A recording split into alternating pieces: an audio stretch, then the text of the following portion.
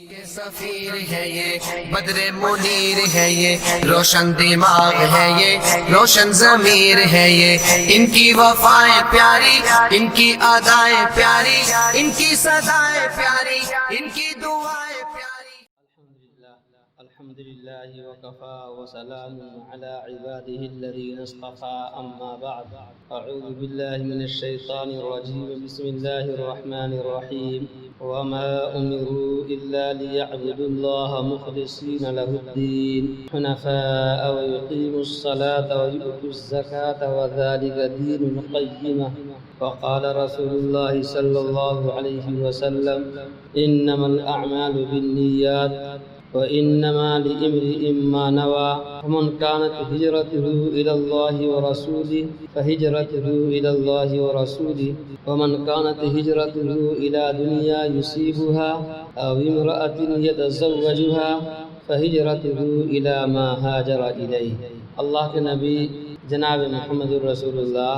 صلی اللہ علیہ وسلم نے فرمایا کہ تمام اعمال کا دار و مدار نیت پر ہے۔ سب انسانی اعمال کا دار و مدار نیت پر ہے، اور آدمی کو وہی ملے گا جس کی اس نے نیت کی ہوگی۔ تو جس شخص نے اللہ اور اس کے رسول کی طرف ہجرت کی، خدا و رسول کی رضا جوئی اور خوشنودی اور اطاعت کے سوا اس کی ہجرت کا اور کوئی باعث نہ تھا اور کوئی سبب نہ تھا، تو اس کی ہجرت در حقیقت اللہ اور رسول ہی کی طرف ہے، اور بے شک وہ اللہ تعالیٰ کا سچا مہاجر ہے، اور اس کو اس ہجرت اللہ اور رسول کا مقرر اجر ملے گا۔ اور جو کسی دنیاوی غرض کے لیے یا کسی عورت سے نکاح کرنے کے خاطر مہاجر بنا، تو اس کی ہجرت اللہ و رسول کے لیے نہ ہوگی، بلکہ فی الواقع جس دوسری غرض اور نیت سے اس نے ہجرت اختیار کی ہے عند اللہ، بس اسی کی طرف اس کی ہجرت مانی جائے گی۔ حدیث کا ترجمہ جو کیا گیا وہ خود مطلب خیز ہے، نفس مفہوم کو بیان کرنے کی ضرورت نہیں، لیکن اس کی خصوصی اہمیت کا تقاضا یہ ہے کہ اس کے مطالب و فوائد کچھ اور بیان کیے جائیں۔ اس سلسلے میں عرض یہ ہے کہ حدیث کا اصل منشا امت پر اس حقیقت کو واضح کرنا ہے کہ تمام اعمال کے صلاح و فساد، مقبولیت و مردودیت کا مدار نیت پر ہے، یعنی عمل صالح وہی ہوگا اور اسی عمل کی اللہ رب العزت کے نزدیک قدر و قیمت ہوگی جو صالح نیت سے کیا گیا ہے، اور جو عمل صالح کسی بری غرض اور فاسد نیت سے کیا گیا ہو تو وہ عمل صالح اور مقبول نہ ہوگا، بلکہ نیت کے مطابق فاسد اور مردود ہوگا۔ اگرچہ ظاہری نظر میں وہ صالح معلوم ہے، وہ عمل اچھا معلوم ہو، لیکن چونکہ عمل میں نیت درست نہیں تھی اس لیے وہ عمل بھی درست نہ ہوا۔ حاصل کلام یہ ہے کہ اللہ رب العزت عمل کے ساتھ نیت اور ظاہر کے ساتھ باطن کا دیکھنے والا ہے۔ اس کے یہاں ہر عمل کی قدر و قیمت عمل کرنے والے کی نیت کے حساب سے لگائی جائے گی۔ ہر عمل کی قدر و قیمت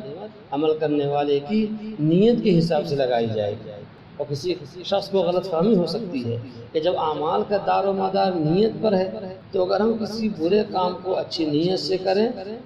تو وہ بھی اعمال صالحہ بن جائیں گے اور اس پر بھی ہمیں اجر و ثواب ملے گا۔ مثال کے طور پر چوری اور ڈاکہ زنی اس لیے کرے تاکہ ہم اس کے ذریعے سے جو مال حاصل کریں گے ہم غریبوں کی، یتیموں کی، مسکینوں کی مدد کریں گے۔ اگر یہ نیت ہو جائے کسی کی تو اس سلسلے میں عرض یہ کرنا ہے کہ جو کام فی نفس ہی برے ہیں اور جن سے اللہ اس کے رسول صلی اللہ علیہ وسلم نے منع فرمایا ہے ان میں حسن نیت کا تو سوال ہی پیدا نہیں ہوتا، وہ تو بہرحال قبیح اور موجب غضب الہی ہے، اللہ کے غضب کا سبب ہے، بلکہ ان کے ساتھ اچھی نیت کرنا اور ان پر ثواب کی امید رکھنا شاید ان کی مزید قباحت کا اور سزا میں زیادتی کا باعث ہو۔ کیوں؟ اس وجہ سے کہ اللہ کے دین کے ساتھ ایک قسم کا یہ تلاعب و کھیل ہوگا۔ تو کیا منشا اس حدیث پاک کا، کیا مطلب ہے؟ بلکہ حدیث کا منشا اعمال صالحہ کے متعلق یہ جتلانا ہے کہ وہ عمل جو نیک ہے، وہ عمل جو اچھا ہے، وہ عمل جس کو ہم اعمال صالحہ کہتے ہیں، اس عمل کو بھی اگر برے ارادے سے کیا گیا، بری نیت سے کیا گیا، تو وہ عمل صالح بھی وہ مردود ہو جاتا ہے، اور اس عمل کی اللہ رب العزت کے نزدیک کوئی قدر و قیمت نہیں۔ جیسے نماز، یہ کتنی محترم بالشان عبادت ہے، کوئی خضوع کے ساتھ نماز پڑھے، لیکن اس نماز پڑھنے میں اس کی نیت یہ ہو کہ لوگ میرے متعلق اچھی رائے قائم کرے کہ یہ شخص جو ہے بڑا دیندار ہے، بڑا نیک ہے۔ اس کی نیت یہ ہو کہ لوگ میرا اعزاز و اکرام کرے، تو نماز جیسی محترم بالشان عبادت کی بھی اللہ کے نزدیک کوئی قدر و قیمت نہیں رہ جائے گی۔ کیوں کہ اس کی نیت فاسد ہو گئی، اس کی نیت بری ہو گئی، اس لیے اس عمل پر اسے کوئی اجر و ثواب نہیں ملے گا۔ ایسے ہی کسی شخص نے ہجرت کی اور دارالکفر سے دارالاسلام کی طرف ہجرت کرنے میں جو بھی تکلیفیں ہوئیں، جو بھی مصیبتیں آئیں، ان سب تکلیفوں کو، مصیبتوں کو اس نے بخوشی برداشت کر لیا، لیکن اس کی یہ ہجرت اللہ اور اس کے رسول کی خوشنودی کے لیے نہیں تھی، بلکہ یہ ہجرت اس وجہ سے تھی تاکہ کوئی دنیاوی غرض اسے حاصل ہو، یا یہ کہ کسی عورت سے اس کا نکاح ہو جائے، تو چونکہ اس کی نیت فاسد ہو گئی، اس لیے یہ ہجرت بھی ہجرت اسلام نہ ہوگی، بلکہ ہجرت دنیا، ہجرت غرض ہو جائے گی، اور اللہ کے یہاں اس پر کوئی ثواب و اجر نہیں ملے گا، بلکہ الٹا گناہ اور ہوگا۔ بڑا سے بڑا عمل بھی اگر بری نیت سے کیا گیا تو وہ عمل ضائع اور بیکار ہو جاتا ہے، وہ عمل مردود ہو جاتا ہے۔ قیامت کے دن 3 قسم کے لوگوں کے متعلق عدالت الہیہ میں جہنم کے فیصلے سنائے جائیں گے، جس میں سے پہلا شخص وہ ہوگا جو جہاد میں شہید ہوا ہوگا۔ اللہ رب العزت اسے بلائیں گے، وہ عدالت الہیہ میں حاضر ہوگا، اور جو نعمتیں ان پر دنیا میں اللہ رب العزت نے عطا فرمائی تھی اس کے متعلق سوال ہوگا۔ وہ اقرار کرے گا، اے اللہ بے شک آپ نے مجھے یہ نعمتیں عطا فرمائی تھی۔ پھر اللہ رب العزت پوچھیں گے کہ یہ بتاؤ کہ تم نے ان نعمتوں میں کیا کارگزاری کی؟ تو وہ کہے گا کہ یا اللہ، ہم نے ہمیشہ اپنی جان کو ہتھیلی پہ رکھ کر کے تیرے راستے میں جہاد کیا، تیرے دین اور اسلام کو پھیلنے میں کبھی ہم نے اپنی جان کی پرواہ نہ کی، یہاں تک کہ میں تیرے راستے میں شہید ہو گیا۔ اللہ رب العزت فرماویں گے کہ یہ جھوٹ ہے، یہ جھوٹ ہے، یہ تو اس لیے کیا تھا، یہ سب کچھ تو تم نے اس لیے کیا تھا تاکہ لوگ ہمیں بہادر کہیں، سو بہادر کہا جا سکا، اور حکم ہوگا کہ اسے منہ کے بل گھسیٹ کر جہنم کے اندر پھینک دو، یہ شخص جہنم کے اندر پھینک دیا جائے گا۔ دوسرا وہ شخص جو عالم دین ہوگا، عالم قرآن ہوگا، جنہوں نے ساری زندگی قرآن پڑھا اور پڑھایا ہوگا، دین کی بڑی خدمت کی ہوگی، اللہ رب العزت ان کو بلائیں گے اور پوچھیں گے کہ دنیا میں ہماری نعمتیں تم پر ہوئی تھی؟ وہ اقرار کرے گا کہ ہوئی تھی، کہ تم نے نعمتوں میں کیا کارگزاری کی؟ وہ عرض کرے گا کہ یا اللہ، ہم نے آپ کے قرآن کو پڑھا اور پڑھایا اور خدمت کی، یہاں تک کہ یہی کام کرتے کرتے میں دنیا سے رخصت ہوا۔ اللہ رب العزت فرماویں گے کہ یہ جھوٹ ہے، یہ سب کیا تو تھا لیکن میں اس لیے کیا تھا کہ لوگ مجھے عالم کہیں، لوگ مجھے واعظ کہیں، لوگ مجھے قارئ کہیں، لوگ ہماری تعریف کریں، یہ سب ریاکاری کے لیے تھا، اس لیے یہ عمل بھی اللہ کے نزدیک مردود ہوگا، اور حکم ہوگا کہ اسے بھی منہ کے بل گھسیٹ کر جہنم کے اندر پھینک دو۔ تیسرا شخص مالدار ہوگا، اسے بلایا جائے گا جنہوں نے دنیا میں کوئی بھی خیر کا راستہ ایسا نہ چھوڑا ہوگا جس میں اس نے خرچ نہ کیا ہو۔ اللہ رب العزت اپنی نعمتوں کے بارے میں پہلے پوچھیں گے، ان نعمتوں کا اقرار کرے گا، پھر اس سے پوچھا جائے گا ان نعمتوں میں تم نے کیا کارگزاری کی؟ تو وہ عرض کرے گا کہ اللہ ہم نے کوئی بھی خیر کا مصرف ایسا نہیں چھوڑا جہاں خرچ کرنا ضروری ہو تو ہم نے خرچ نہ کیا۔ اللہ رب العزت فرماویں گے یہ سب تو کیا تھا، لیکن یہ اس لیے کیا تھا تاکہ لوگ تمہیں سخی کہیں، سو کہا جا چکا تمہاری جو غرض تھی وہ پوری ہو چکی، اور اسے بھی منہ کے بل گھسیٹ کر جہنم کے اندر پھینک دیا جائے گا۔ اللہ رب العزت ہم سب کو پناہ میں رکھے نیتوں کے فساد، بالخصوص ریا اور نفاق سے۔ الغرض اللہ کے یہاں وہی عمل کام آئے گا جو صالح نیت سے محض رضائے الہی کے لیے، محض اللہ کو خوش کرنے کے لیے جو عمل کیا گیا ہو۔ دین کی خاص اصطلاح میں اسی کا نام اخلاص ہے۔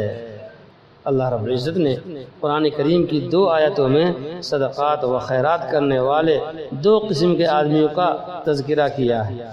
ایک وہ لوگ جو مثلا دنیا کے دکھاوے کے لیے اپنا مال مصارف خیر میں صرف کرتے ہیں، اور دوسرے وہ جو محض اللہ کی رضا جوئی کی نیت سے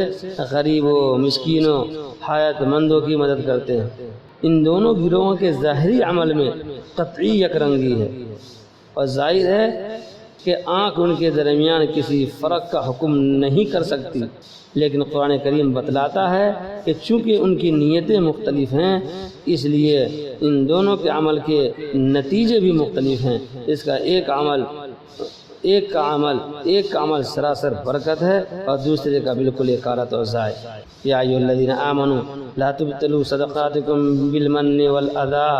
کہ ایمان والو اپنے صدقات کے مال کو احسان جتلا کر کے اور مانگنے والے کو تکلیف پہنچا کر ضائع نہ کیا کرو۔ کالذی ينفق مالہ رئاء الناس ولا یؤمن باللہ والیوم الآخر، اس شخص کی طرح جو اپنا مال لوگوں کے دکھاوے کے لیے خرچ کرتا ہے اور اللہ اور یوم آخرت پر ایمان نہیں رکھتا۔ فمثلہ کمثل صفوان علیہ تراب فاصابہ وابل فترکہ صلدا، تو اس کی مثال ایسی ہے جیسے پتھر کی ایک چٹان ہو جس پر کچھ مٹی آ گئی اور اس پر کچھ سبزہ جمائے، پھر اس پر زوروں کی بارش گرے